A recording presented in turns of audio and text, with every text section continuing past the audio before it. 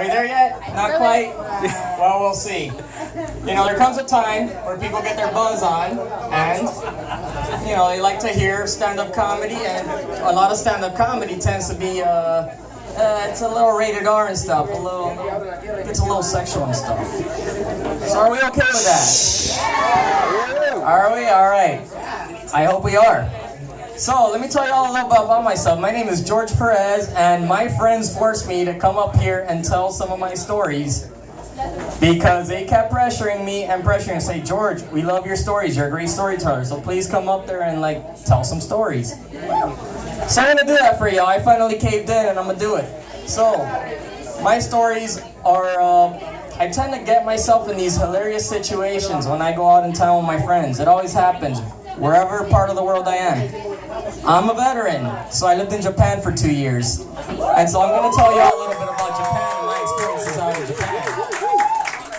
See, I was stationed there for 2 years. I served in the Marine Corps 4 years. I got out in 2010, so my first 2 years were spent in Okinawa, Japan. Do I got any veterans in the house? Alright, I got one. Alright, good enough. So, this is what happens. When you get sent to Japan, you don't know the language. And you don't really know how to interact with the culture until you've gotten used to it for a while. Now, I went over there not knowing anything about Okinawa. I thought it was just an island with hills and planes that bombed it in World War II. That's it. That's all. Whatever I read in textbooks in high school was it.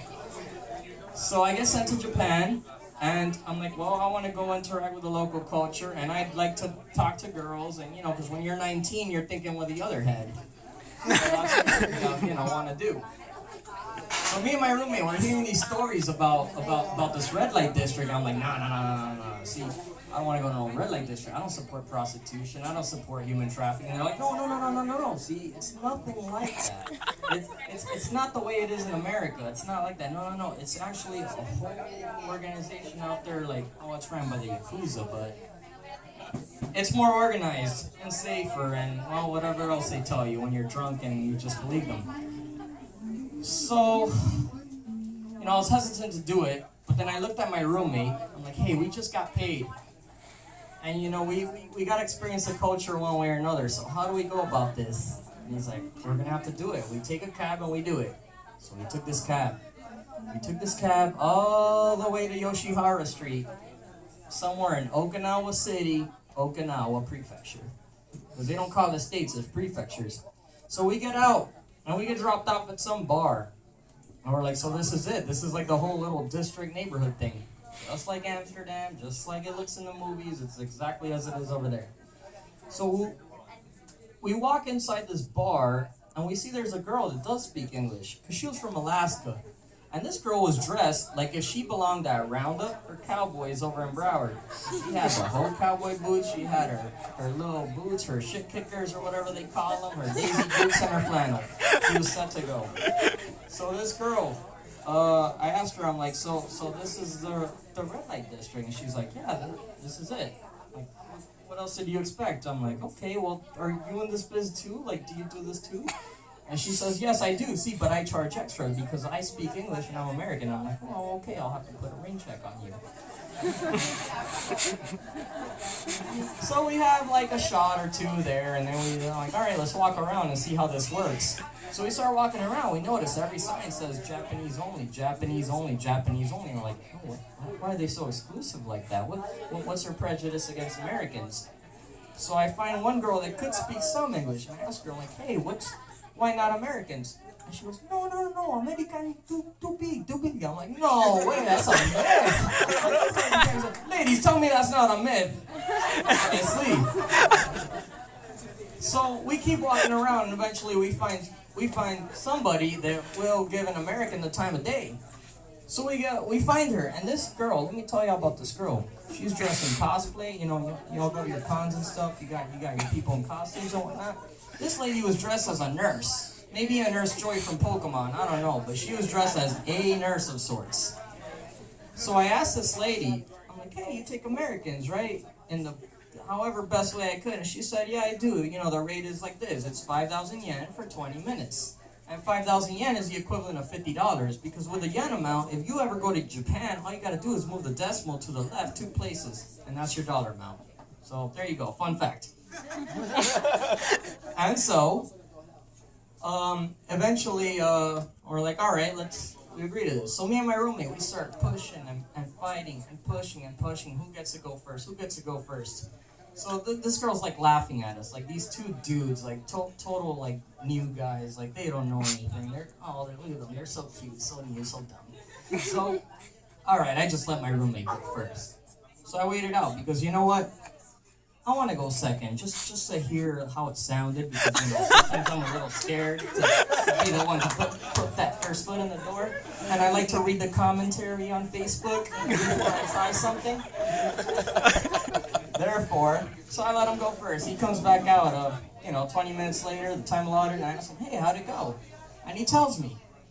He's like, man, I couldn't finish the job. I'm like, well, what do you mean you couldn't finish the job? He's like, no, like 2 minutes in, all the fireworks went off, and that's it. It was over for me. I'm like, so you left her hanging.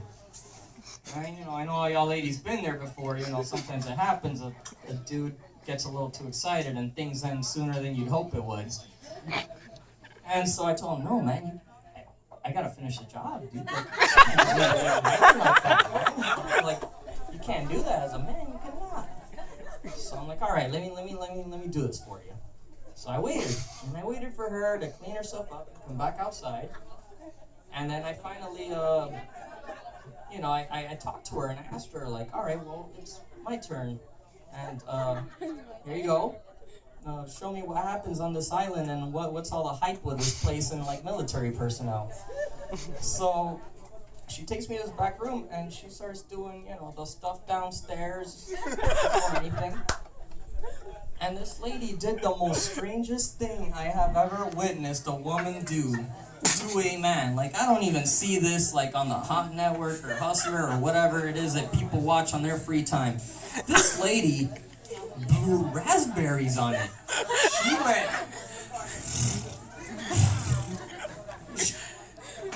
I kid you not, ladies and gents, this lady did that to me. And I was turning red as a sugar beet, trying so hard to not laugh, because what do you do in a situation like that?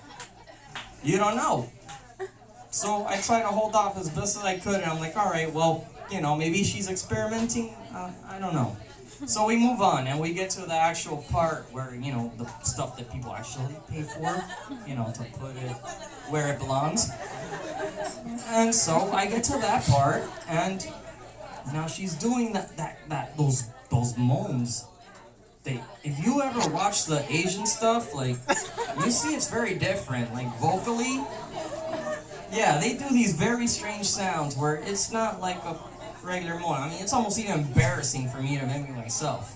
But at some point, this lady is doing these things that sound like a screeching cat. Like, I'm just doing the stuff, and she's going... And the only thing that I could concentrate on was a clover shape that she did with her tongue when she made those sounds, because I felt like if that was the only thing I looked at, I would have burst out laughing in this poor girl's face. So eventually I was able to, complete the job, and, the time ran out, and she gave me a beer on my way out, and I thanked her, and I said I will be back. So maybe the next time I come up here, I'll share more adventures of me in Japan and the crazy stuff that I encountered out there. So thanks a lot.